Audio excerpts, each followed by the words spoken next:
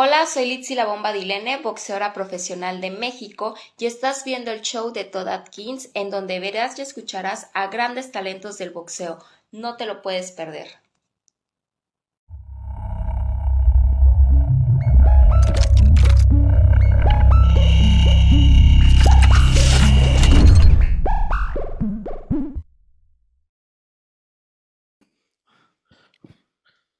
All right, this is Todd Atkins, and I'm here with Derek Galanis. And it's been a while since I did some videos, but it's always good to have Derek back on. And I want to kind of do a show with him. I've been kicking around where we would talk about the main event of the UFC events, as they pass. And so this one, we're going to talk a little bit about Sean O'Malley, Merab uh, Divashvili. And Derek, I kind of wanted to just give you a chance to kind of tell people who you are if people haven't seen you on my show before. Sure, guys. So I'm a lifelong martial artist. I also come from a criminal family, documented Gambino Associates by the Federal Bureau of Prisons. But the whole time I was in my criminal life, I did martial arts, just like Tommy Karate, I guess, was probably more involved than I was actually. But I wrote 2 books. I wrote Greed and Fear of the Galanis Crime Family and My Life of Crime, and I wrote a Warrior of the Light on my travels in combat sports. And of course they intersect each other a little, right? It's only one life, but yeah, there it is. That's who I am, guys. So I wanted to kind of, maybe I'll kind of say a little bit, but I wanted to let you give your initial thoughts of the match between O'Malley and Rob. But before we do, kind of like for me, this match has happened hundreds of times since UFC one. And it's usually the same way where the striker has small windows of time to win, and if he doesn't win within those windows, then he just gets absolutely dominated. So I was wanting to see kind of what you thought of it. Yeah, well, Todd, you're taking it back to the history. You're absolutely right. And initially there was a time when, people were starting to think boxing and everything else was all worthless, right? It was first the Gracies and then the wrestlers came in shortly thereafter, right? And it was grapplers heaven. Martial arts became about grappling or what have you. Yeah, this is a modern incarnation of that for sure. I saw a lot of openings for both. Sadly, O'Malley obviously didn't take them. Davashili obviously fought his fight, and that's the thing. If you're able to force your will on your opponent to fight you how you want them to fight you, you look like a stud. And that's what Davashili looked like. Now, I will say, Todd, I want to make this comment. We'll delve deeper into it, but those 2 judges who had about a 1 point fight, I could see it. I would give out O'Malley the fifth and maybe the third, not in any way a dominant fifth or third like Davashili had on him and the rest of it. But you could see how he could have stolen those rounds too. So yeah, there it is. But I think it's difficult on the wrestler because a lot of the maybe newer fans or fans who've only been around for, since the last few years, maybe perhaps, wrestlers have had a lot of their weapons taken away over the years because they've always been dominant. But, like the knees on the ground, the headbutts, things like this that wrestlers used heavily.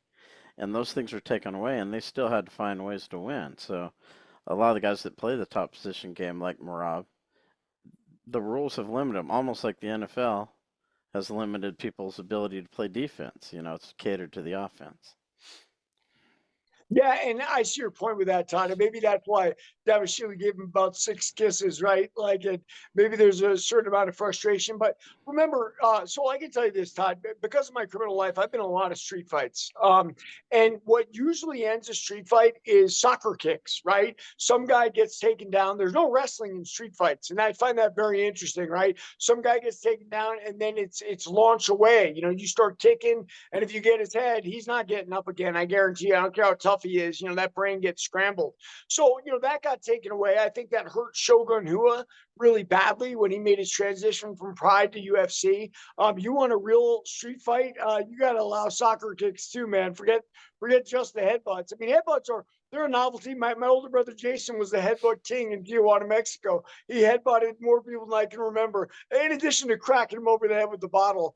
But I guess it's a sport, man. You got to have rules, so there it is. But yeah, I think it's kind of like the fans are putting them in a position where they don't want them to win.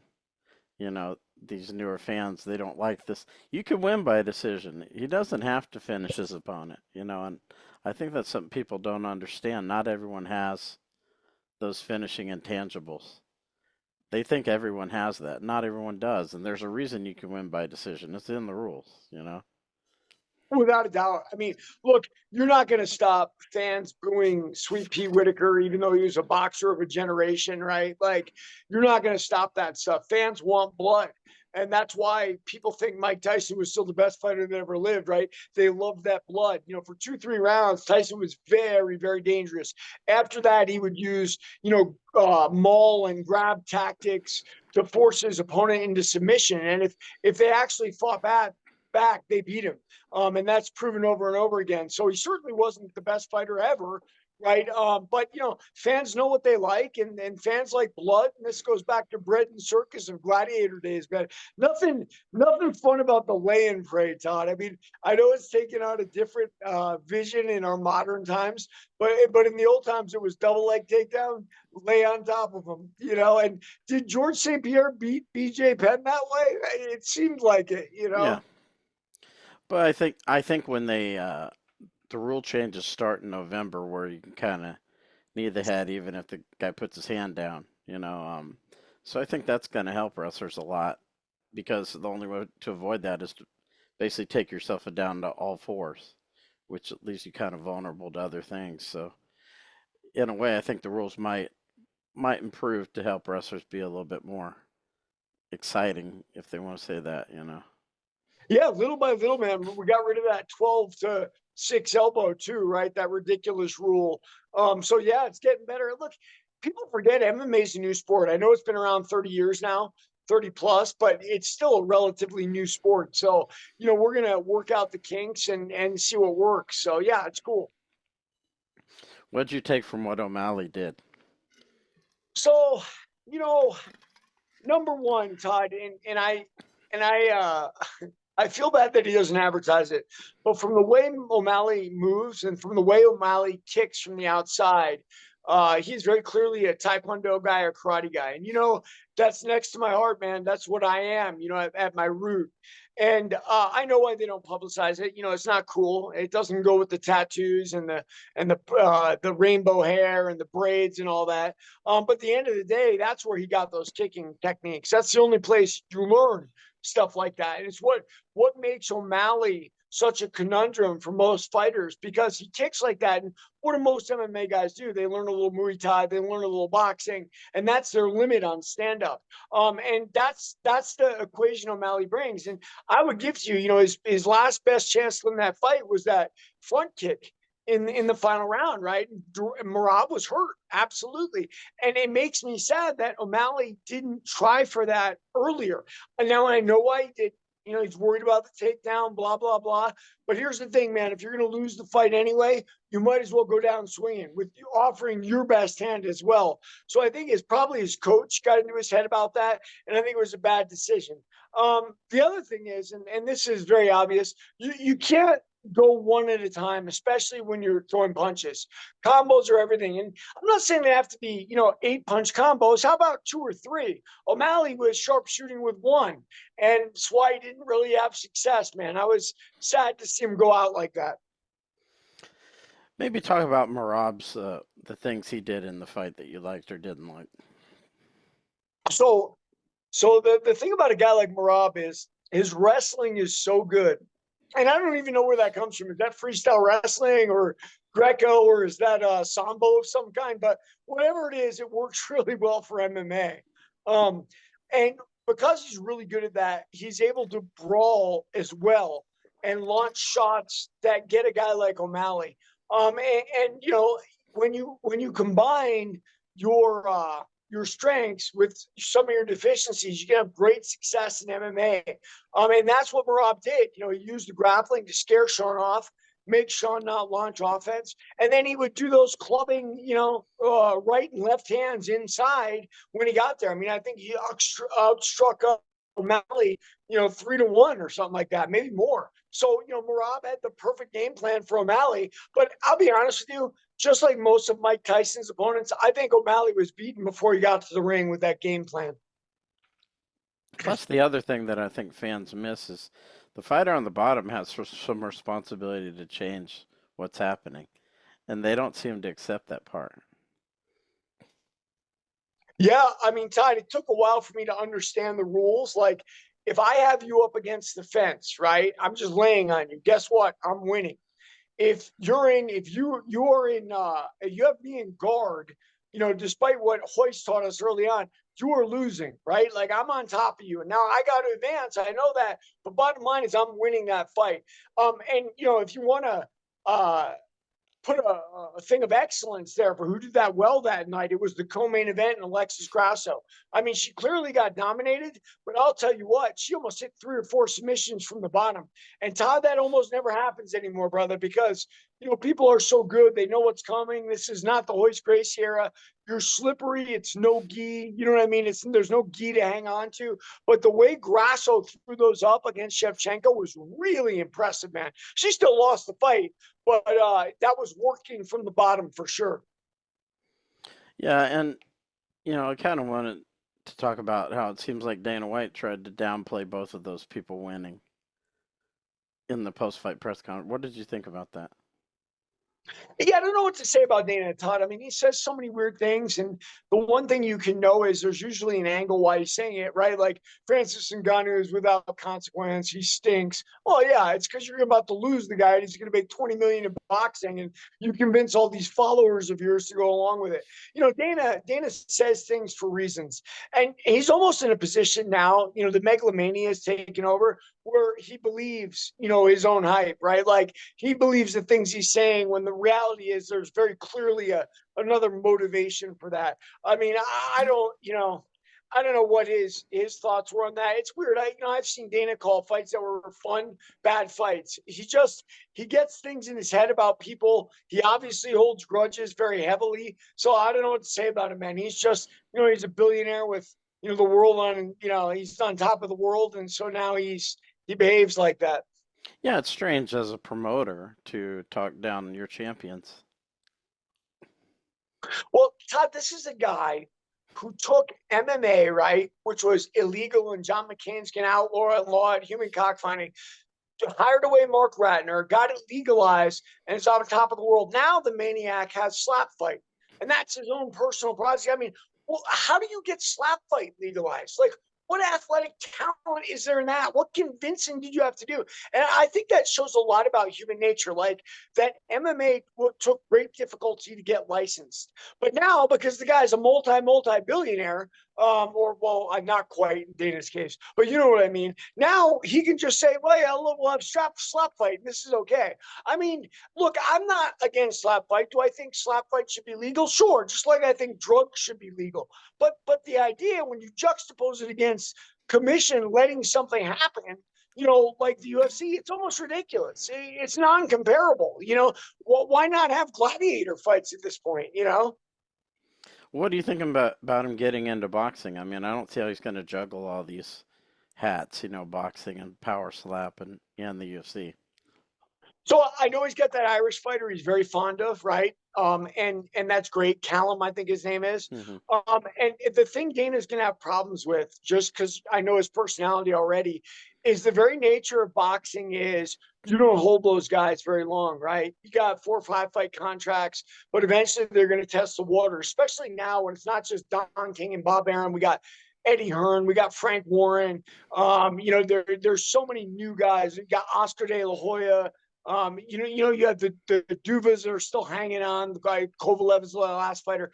So what's going to happen is people are going to leave, and Dana's going to get very, very bitter because he's used to having the upper hand with the UFC professional wrestling model he created. So I don't know how his personality is going to be able to react to that, because he's going to have to be a lot more sober, a lot more temperate, like you're talking about. Like, why is he bad mouthing his fighters? Probably, Todd, because he's got total control of them. He controls every single one of them. Good luck when that's not the case anymore, like boxing. So we'll see. I think it's going to be a demolition derby with Dana's personality. And it'd be hard for him to juggle all 3 of those things. He's going to have to give something up eventually. I agree. I mean, but I think, when you have the kind of money Dana has, I'm not talking about his personal wealth. I'm talking about his cash flow from the businesses. You hire a lot of people to do a lot of things, and you're yes and no, and you can sit back there and be figureheadish. I mean, obviously that's what Bob Arum is now. He's in his 90s, right? So it's not like he's out there doing day-to-day work. So we'll see how he does with it. I think his intemperate behavior is going to be his downfall in boxing. But Oscar De La Hoya is kind of a nutball too. I mean, that's how those guys are, man. We'll see. And what do you think, as far as O'Malley? Do you think he can kind of close the wrestling gap? Because it's not just Merab. You got Umar out there and other guys. But where does he go from here? Yeah, I mean, so Todd, this is very hard for fighters, and I think this is a bigger part of the fight than everything we've talked about until now. You got to really believe, like, hey, I'm the baddest man in the world, and it doesn't matter. Excuse me, it doesn't matter whether that's actually true. What has to be in your head is, I can beat this guy.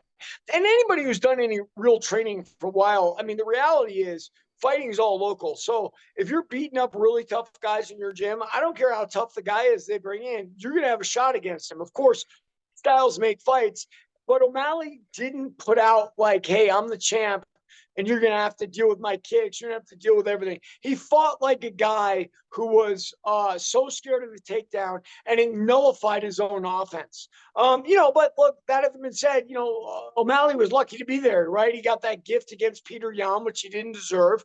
But, all kinds of fighters like O'Malley with charisma get gifts. And then he knocked out Aljo, which nobody can say anything about. He revenged against Chito Vera. So good for him. I mean, I'll tell you this, man. If he had let his offense go and gotten lucky, he'd be the Conor McGregor right now. I mean, Dana would start forgetting about Conor McGregor. It would be Sean O'Malley. As it is, I don't know if he's going to be able to dig his way back, because that's all mental stuff.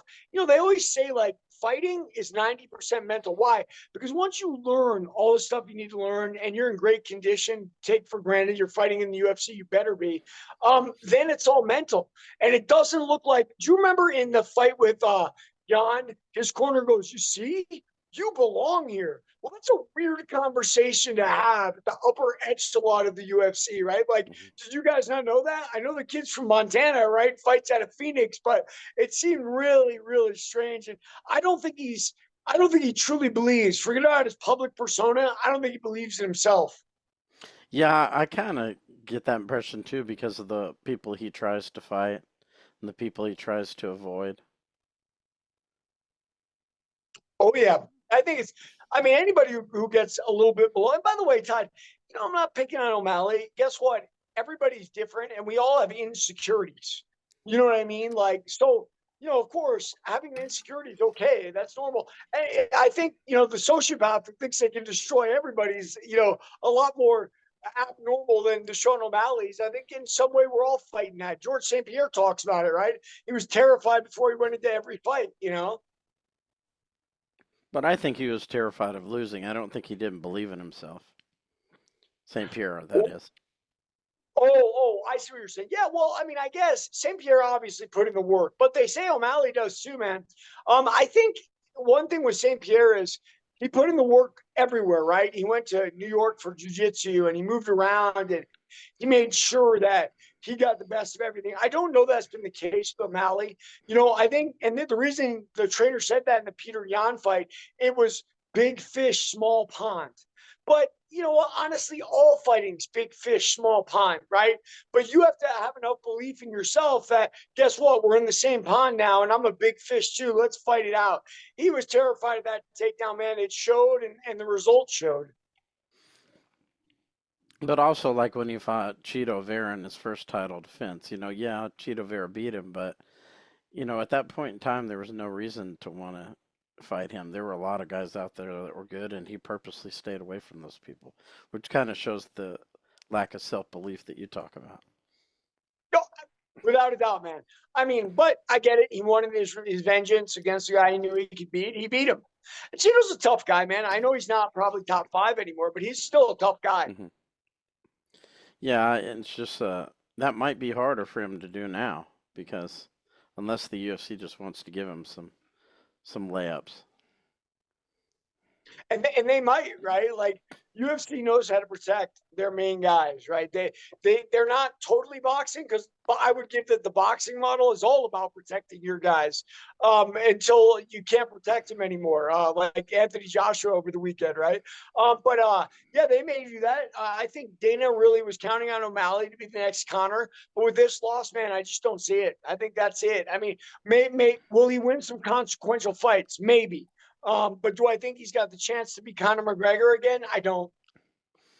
Yeah, and it might be hard to pull out a layup for him this next time. I mean, because a lot of people are calling for him to fight Sandhagen, who I think would beat him. Yeah, the problem with a guy like Sandhagen, and I relate to this because I'm a karate guy like O'Malley is, even if you won't admit it. Sandhagen's really long, and he's really Muay Thai-ish, right? With MMA too, right? But he's got that long style, and it's tough to sharpshoot that from O'Malley style. But I'd have to see it, man. They're probably both the same length, right? I mean, I'd love to see that fight, though. I think it'd be exciting. My guess is Sandhagen would try to take him down. Yeah. Now, I kind of wanted to transition into this. Yeah, I think it'd be best to transition after we did this because people might wonder why we're just doing a show on that. But I kind of wanted to transition into this Puff Daddy, Diddy, whatever, Sean Combs, indictment. And I wanted to let you kind of tell people why I would be talking to someone like you about this to start. Well, I mean, first of all, I've had 2 federal indictments, right? I've spent 11 and a half years of my life, I say behind the wall. Okay, I did 2 years in a camp, guys, but the rest of it was behind the wall. I know the feds really well. I know how they indict people. The New York Southern District is the rock star of the Fed world, right? And it's no coincidence that they brought Mr.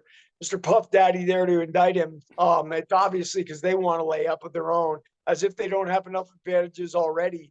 So yeah, I mean, I'm sure you want to talk to me because I've been indicted twice, spent 11 and a half years in prison, and kind of know what's coming for Puff Daddy.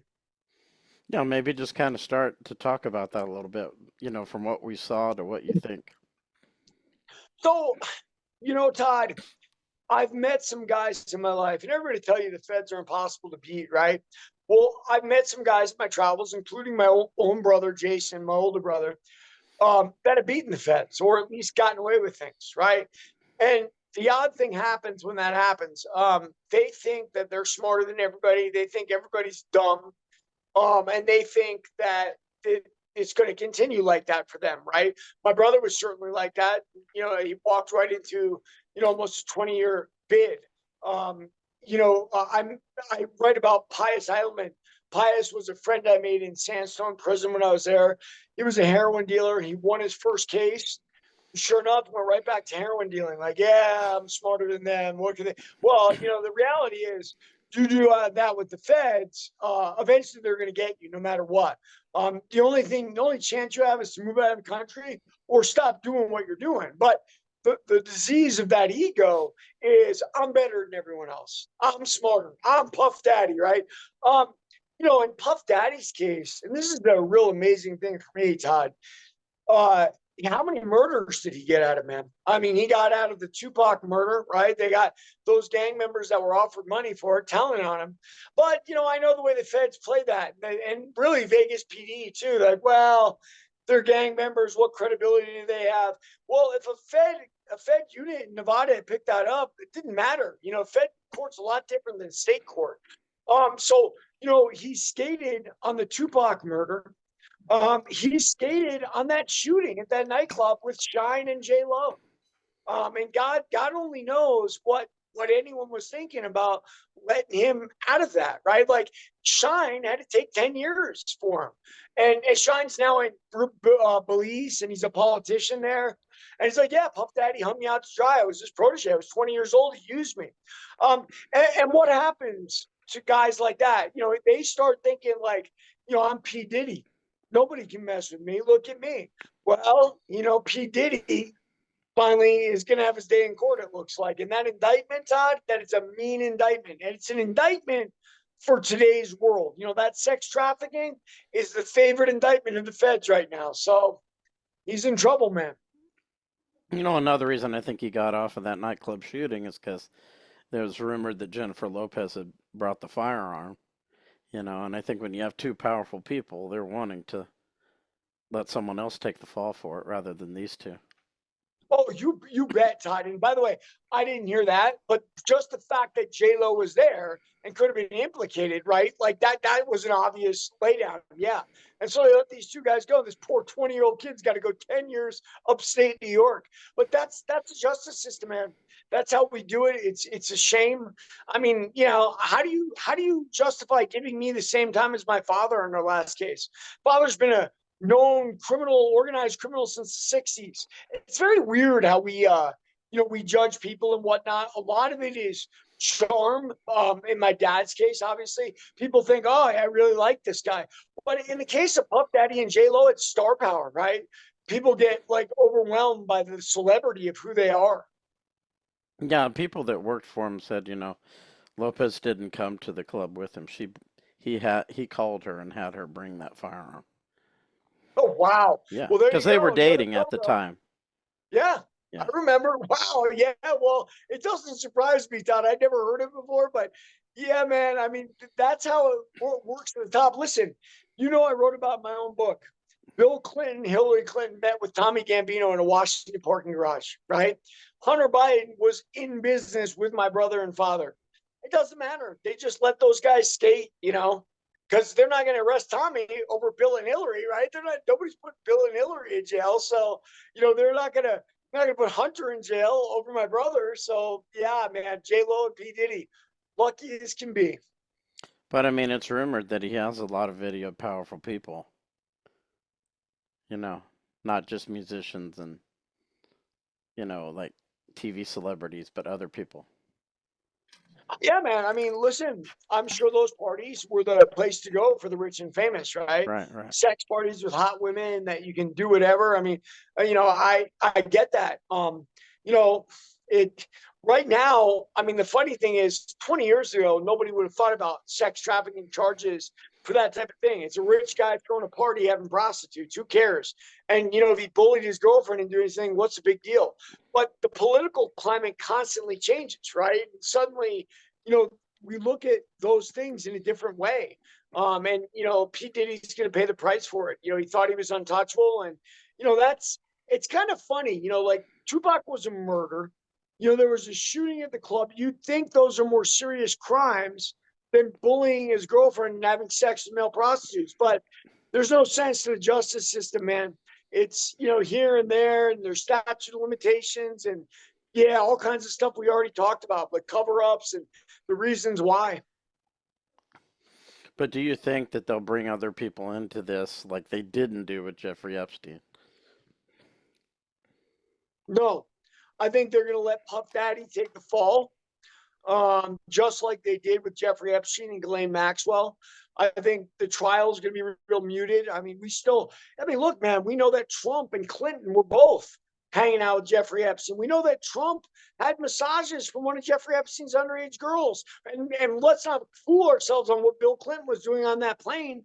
But, I mean, the scales of justice, man, are weighed differently for the famous like that. I think they're going to, lock Diddy up for a good while, and everybody else is going to skate. You really think so when they have all that evidence on? The Man, feds gathered all that up. The feds have all that video evidence. Todd, they got it against Donald Trump and Jeffrey Epstein. They've got to get. I mean, you think Jeffrey Epstein killed himself in MCC? Come on, man. No. Yeah, I mean that's he died because Bill Clinton, Hillary Clinton, Donald Trump, and all the powerful people in the world wanted him dead. They didn't want him talking. And talk is one thing Jeffrey Epstein is very, very good at, right? He was about to start talking, and they silenced that. Did you see the interview? It was probably 4 or 5 months ago, where an interviewer was interviewing Trump, and he goes, "Are you going to open up the case on JFK?" "Oh, yes, absolutely." "Are you going to open up the case on 9/11? "Oh, yes, absolutely." "Are you going to open up the case on Jeffrey Epstein?" He goes, no, because I think there might be a lot of lies in there." "Oh, really, Donald?" On that one, we're not going to open up the truth, So, yeah, man, it's just, that's how it is. I mean, it's funny because things hide in plain sight now, right? Like, this is not something I'm making up. This is not a conspiracy theory. People know it, and they still do nothing. But that's the world we live in, man. Much different than when you and I were growing up, Todd.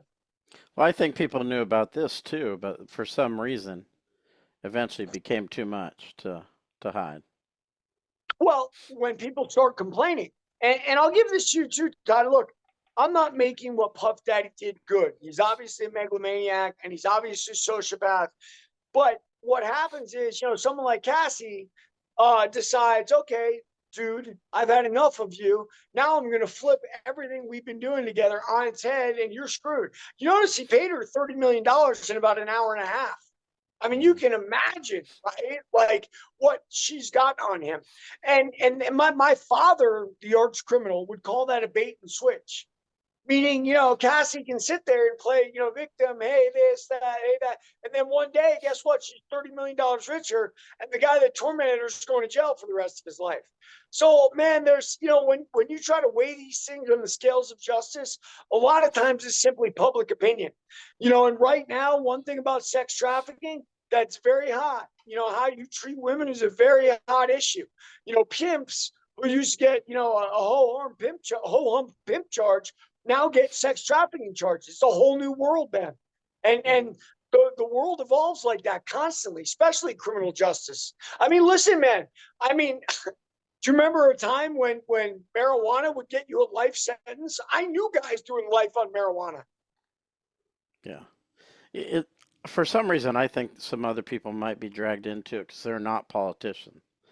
They're musicians. They're, you know, people like that, comedians, the people I've heard of at least. They're not necessarily politicians. Well, let's be honest. I know it crosses over a little bit, but the crowd Jeffrey Epstein was keeping was much more the elite than Yeah. what Puff Daddy's hanging out with, baseball players and rappers and stuff like that. So yeah, I mean, I see your point. I could see that happening. At the same time, the fence tend to narrow in. Who knows? One thing we may see out of this, Todd, no one's talking about it yet. They say Puff Daddy's been an informant for years, which I believe. You think he's not going to start talking now? I don't know. It's interesting because people thought like Ghislaine Maxwell was going to talk and she didn't. Because they didn't let her, Todd. They say, no, we don't want to hear anything. You think my brother didn't try to talk about Hunter Biden? The Southern District of New York said, no, we're not interested. So, and my brother's lawyer said back, look, we're not looking for any time off. We're just trying to tell you how the case unfolded. No, we're not interested. And they do that. Yeah, they wouldn't let her get anything out. That's what you think? No, I know. It's not what I think, man. That's how it goes. Like, so one thing about our criminal justice system is people think that judges have power. And I'm not saying judges don't have power, they do. But a judge is essentially a guy that's got almost a lifetime appointment. He's getting paid a huge amount of money, and he sits up there and he arbitrates a case. The people who have the power in criminal cases in the United States of America, especially in the Fed system, are the prosecutors. How they want to show you, how they want to coach you. That's why P. Diddy's lawyers really thought they were going to get him off. And they really did it. I mean, you could make the argument that I just made. Hey, Cassie's this girl he took from nothing, made her into something. Now this ingrate's flipping on him, wanting to whine and cry about the stuff she did consensually. But the prosecutors didn't buy it. And I get it. Why? I mean, Puff Daddy's had near miss after near miss, and he's gotten by. Well, the bell tolls for everyone eventually. Plus, that video from the hotel of him beating her probably didn't help him. Oh, I'm sure it didn't, Yeah. brother. I mean, that was worse than anything my older brother used to do. So it's kind of hard to talk that one away. Yeah, It kind of made her videotape stories some more other- believable. Yeah, video. So my ecstasy case was untriable because they had videotape of me in the lab. Videotape doesn't lie, Todd. That's it. It's the end of the case, man. Like when we bring up Ghislaine Maxwell, what's to stop her from talking to some reporter while she's in prison, like many people have, or sending a letter out to somebody and said, "Yeah, I dealt with this person, that person." She could do that. Yeah, I could see her doing it, man. I mean, look, I've done it, but I want you to notice something, Todd. How much have they silenced me? I mean, I did get my brother before Congress, right? I made enough noise to make that happen, but I'm like a non-entity. Has any news like it's only podcasters like yourself that have me on. They don't talk about it. They're able to just silence it. It's kind of amazing the way the world works today. My guess is Ghislaine will reach out to someone like Tucker Carlson eventually, and Tucker's been covering that pretty heavily. He knows Epstein was murdered. Tucker gets it, and at least on that point. I'm not saying he gets it about everything, but he gets it about that. So yeah, I imagine she will. But listen, man, it's weird. Like Felix Gallardo stayed quiet in Mexico for like 30 years, didn't he? I mean, I guess he wanted his life, right? But that seems kind of odd, right? For someone to remain mum. When you have the political power, you control the media, you're powerful. Actually, I was going to talk about that because what Diddy reminds me of is those guys, like Pablo Escobar, Felix Gallardo. These guys had everything, and they had governments that would have protected them had they not gone too far. But for some reason, they insisted on going too far. Gallardo, you had Kiki Camarena killed. Pablo Escobar blew up that airliner just because he wanted to get one person on the plane. These things, they went too far when they really didn't need to. Yeah, man, ego. I mean, that's it's a section of my book, man. It's like why my father and brother shut me out, why they didn't want to pay me for what I did, why the scrap pack, says, oh, he couldn't fight. I mean, it's ego, man. People are really weird. You push on their ego a little bit and make them feel insecure, and they push back hard. It's just the way it is. And those guys become megalomaniacs through their success. They're on top of the world, and what's next? What's next? Same thing for Epstein, in my opinion. Yeah, but I mean, like Gallardo had people telling him, you should let this guy go. He Well, doesn't know anything, and he just insists on going further. well, I mean, Todd, the way the Narcos series portrayed it, and I could see it being true. I wasn't there. I don't know. I don't have any inside information. But the way they portrayed that is Gallardo did not want Camareno kidnapped, Right. but they did it based on that Mexican politician. And then Gallardo told them after they did it, let this guy go. Bring him back where you found him, please, right now. No. And by the way, did that Mexican politician ever pay a price? Well, okay, maybe he lost office, but guess what? He didn't go to jail, right? He's free. Gallardo took the fall for that. And that's I think going to be the case with Diddy too. Diddy's going down. Epstein's going down. Donald Trump, Bill Clinton, they're not going down. Plus, I think some other guys that he worked with in the DEA thought he was going to blow the whistle on them. Oh, you bet, man. You think they had to shoot Pablo Escobar? He was by himself on a rooftop, and they riddled him with bullets, man. Why? I think the shoot to kill order was in. Yeah, of course. Why not? He deserved it, though, so that wasn't really. He had gone too far. When you take down an airliner, you're not going to be able to just.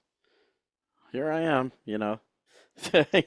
Look, I listen. I agree with you, man. But so we have to get to the numb of why he was really killed, though. Was he killed because he deserved it, or was he killed because he would have talked like you're talking about? You know what I mean? Like, well, why was he really killed? I mean, he was in league with presidents of Colombia.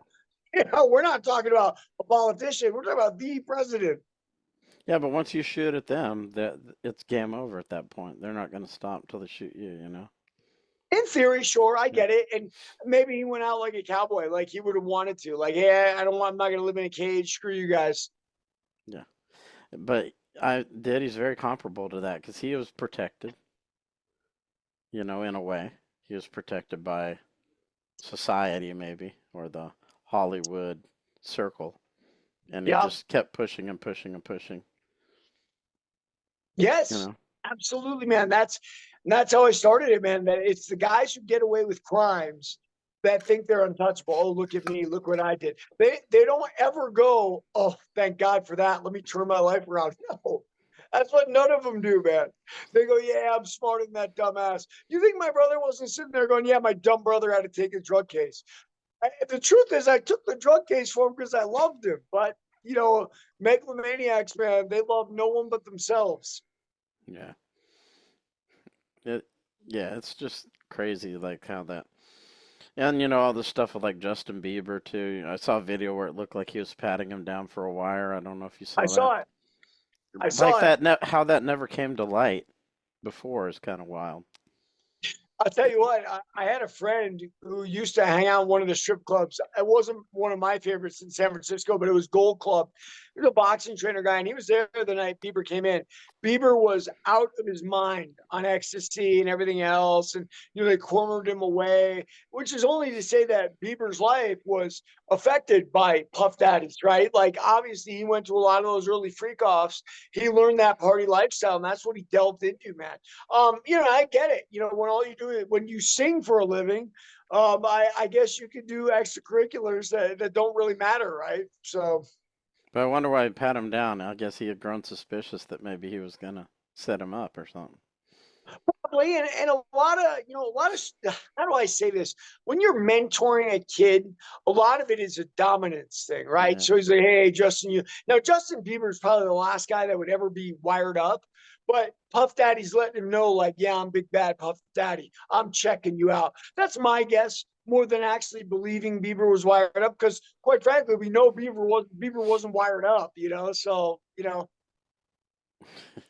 Yeah, it's pretty crazy, but it'll be interesting to see like from a federal indictment perspective what else kind of comes out of this, if anything. I think they're gonna let Diddy fall, man. Racketeering charge, sex trafficking, to let Diddy fall, and everybody else is gonna skate. But we'll see, Todd. We'll see who's right. It's gonna come out over the next year, man. Because if there's someone who could get their word out, he probably could What somehow. they're gonna do, right now, yes. On that note, of course, he's got a great public, that would follow him through anything, and repeat whatever he's saying. But what they're going to line up now is all those people like Cassie or people after Cassie who filed lawsuits. They're going to line them up to testify against P Diddy. You know what I mean? And maybe some stuff about the murders and the shooting that he got away with. Maybe that stuff will come up too, man.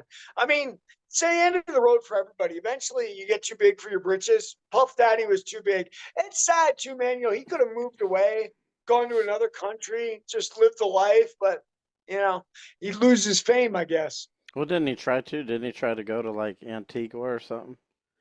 And they grounded his plane? I don't know. Is that I know he was in a few airports, but I don't know that he actually fled.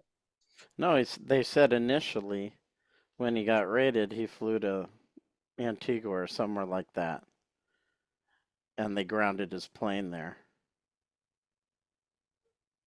at the Yeah. airport. Well, there's nowhere to run anymore unless you're going to Russia. I don't even think Putin would take him though. I don't know. Putin's a media whore too. Who knows what he'd do? It is strange that he's inviting like all Americans who want to move to Russia if they want to, which is kind of a little bit strange, like they're planning to do something. If any of y'all want to get out of here before we do, you can move over here. Propaganda war. And if we believe what Tucker Carlson said about their groceries and their inflation rate, people would actually do it. But listen, you think there aren't people that absolutely believe Tucker? I'm sure there are, man. People believe anything on the news these days. Yeah, it's pretty crazy. Well, Derek, it's always interesting talking to you about the fights and some of this legal stuff, and maybe you could tell people where they can find stuff that you're doing. I know you want to start a Yeah, YouTube guys. here So soon. so I ended my crime TikTok, guys. It's over. But if you want to find it, it's at Derek Meyer Galanis. My fight game TikTok is at Derek Galanis. I put them both on Instagram, usually at Derek Galanis. And you can find my books on Amazon: Greed and Fear, The Galanis Crime Family, and Warrior of the Light: A Fighter's Journey Through the Rise of Mixed Martial Arts. And we're also going to try to get him to do some YouTube stuff, so maybe Yeah, we'll work on that. I'm still trying to do that, man. I'm loading my TikTok videos, but I want to load like stuff like this onto it so people can see me talk, but I don't know how to do it. Yeah, we'll work on it for sure. Yeah. So everybody check out Derek, and appreciate all of you checking out this episode. And you can always find me at Todd Atkins Show on YouTube. And as always, be ready, look out for the next episode. Until then, take care.